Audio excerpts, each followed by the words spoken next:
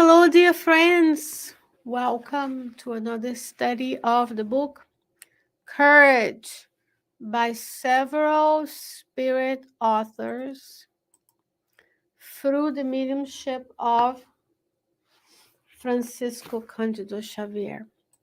And today we'll be studying chapter 12 that is titled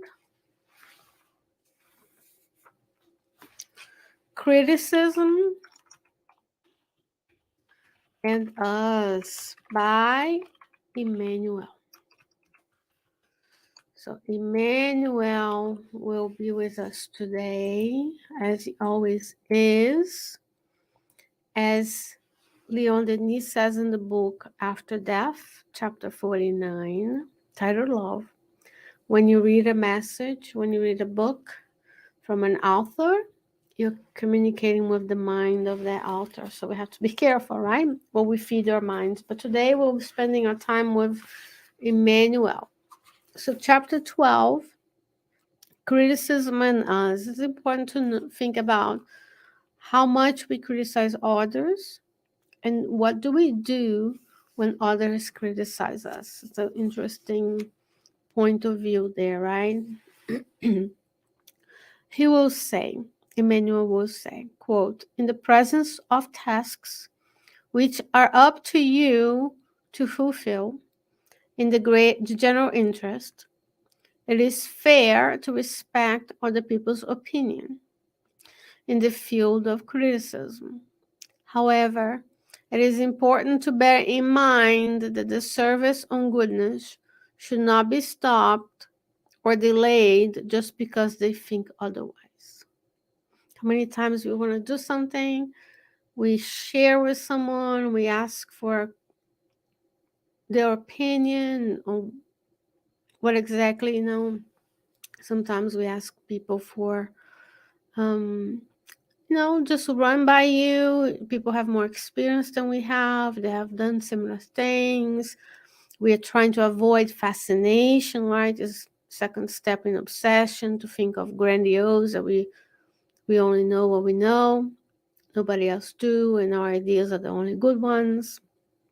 And sometimes they think otherwise. They think that something else should be done. Just one second.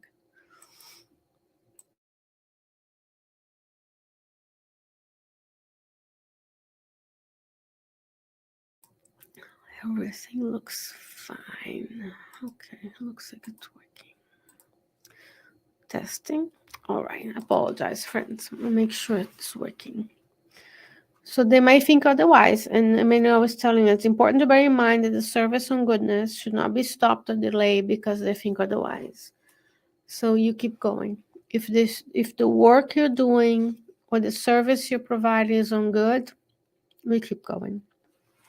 He says in this way, let us have peace of mind and go forward. Only works based on righteousness can avoid criticism. Just like a song that does not receive any criticism when it's played properly. To leave one's task is to fulfill it, and to fulfill it is to endure it oneself.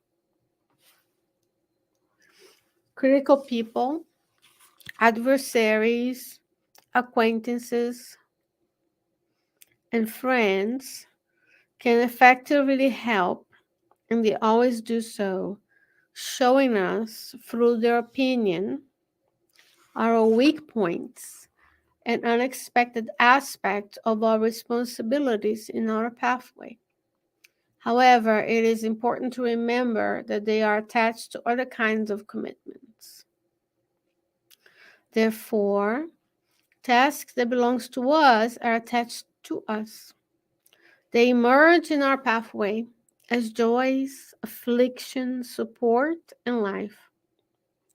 It is up to us to conduct, perform, improve, and fulfill them.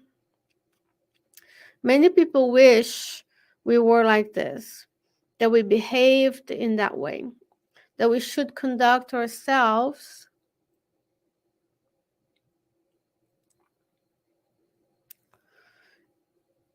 in a different manner, or even see things in the same way that they see them. However, it's imperious to consider that each one of us is a world by oneself, with particular movements in different orbits. In this view, in the view of these, let us be faithful to our work by cultivating peace of mind and fulfill the tasks that the circumstances have given to us. By doing so and offering the best of us to the benefit of one's neighbor, let us be tranquil because we, as much as others, are what we are, with the duty of improving ourselves so that each one may serve even more, thus edifying the happiness of all, being oneself and utilizing what one has. Unquote. It's a longer chapter. Beautiful, right? He say criticism has its place. He says critical people, adversaries, acquaintances, and friends can effectively be helped by showing us through their opinion our weak points and unexpected aspect of our responsibility. Sometimes they mirror back to us our shortcomings and we can learn from it. We can take it. But if the work is yours and is yours alone to be doing, you all have a task to fulfill in the universe. Then we keep going, especially if the service is of goodness. Another aspect of this chapter that is very important that he says, the tasks, but you ask me, or you ask Emmanuel, which is probably a better person to ask. You ask Emmanuel, but how can I know what my tasks are to fulfill? And he says, tasks that belong to us are attached to us. So whatever you are doing, wherever you're born, wherever you live, whatever friends, family, acquaintances, jobs you have, those are your tasks. The tasks emerge in our pathway as joys, affliction, support, and life. So afflictions can be tasks too. Why? When we are afflicted, it tells us something needs to change. We need to go through things, experience things. And then the good part is in joyful moments and afflicted moments, we can count on the counsel of our guardian angel who is there with us the whole time. So he says the tasks that belong to us are attached to us. They emerge in our pathway as joys, affliction, support, and life. It is up to us to conduct, perform, improve, and fulfill them. So nobody else is supposed to be where you are doing what you're doing. So it's up to us to figure it out what those tasks are. And as we know, God does not give to us things that we can't carry. So if it's coming our way, there's a reason, there's help. Divine providence, as we learn from the book Genesis by Allan Kardec, is abundant in its resources. If we're faithful, if we pray, if we do the good, the help will come. And he, at the end, he says here, offering the best of us. I'll do it again from the beginning. In view of this, let us be faithful to our work by cultivating peace of mind and fulfilling the tasks that the circumstances have given to us. By doing so and offering the best of us to the benefit of one neighbor, let us be tranquil because as much as others are what they are, with the duty of improving ourselves, so that each one may serve even more and define the happiness of all, being oneself and utilizing what one has. No, none of these says I should just do what I want, what is good to me, for my family, for my self-care, for myself this, self that. No, he's saying offering the best of us to the benefit of others. duty of improving ourselves so that each one may serve even more. It's not about Earth is not a vacation, even though everybody now seems to be wanting to have a vacation. And there's nothing wrong with vacations and resting. What we have to think about is so much suffering around us. How can I be of service to those around me?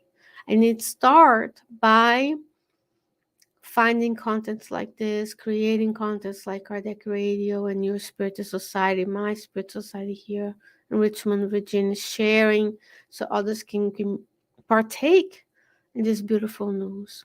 If we went around the world just thinking about our physical, life would be much harder. So we want to ensure that others also have the light of discernment that Spiritism is for us, right? So if someone criticizes you between now and next time we leave, remember that could be an opportunity for us to learn. Well, don't stop doing the good because they think differently than you. And let's think twice before we criticize others because we don't know what they're going through. And we want to be a beam of light, not the cloud that obfuscates the light. We want to be the beam of light, the encouragement, and the support that they need to fulfill their tasks. Dear friends, it's always a joy to be with you. I hope that between now and next week we can see each other. Maybe we'll all do some community service in the spiritual realm every night. No intelligent sleep. Between now and then, may you stay well, may you stay safe. May God bless your way, and I'll see you, God willing, next week. Bye bye.